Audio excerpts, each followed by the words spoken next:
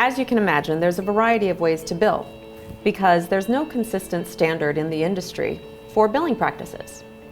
And the same goes in Workamajig. We want to make sure that you can get all of your billing out in a way that's going to suit your needs and your wants. We're first going to talk about mass billing.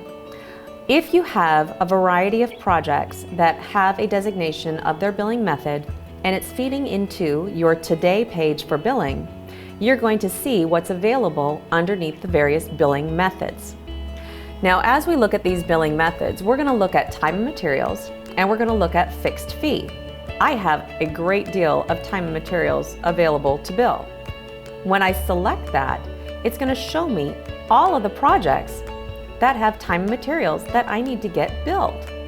This is a pretty decent list, and anytime I look at any of these projects, I probably want to know the details, because these are time entries or expenses.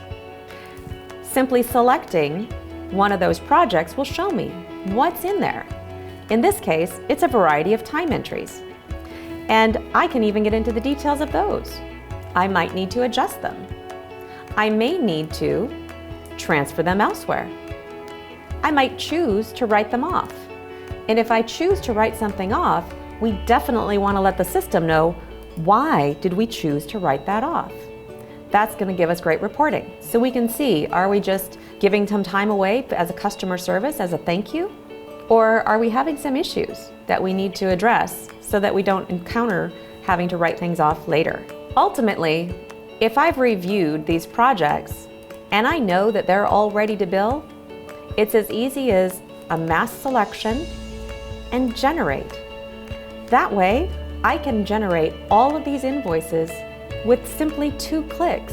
With the mass billing capabilities in Workamajig, not only is it going to streamline our efforts, it's also going to help us eliminate some of that room for human error because we're not having to rekey all of this information into invoicing, but giving us all the details so that we can do an effective review of these projects before we ultimately bill them.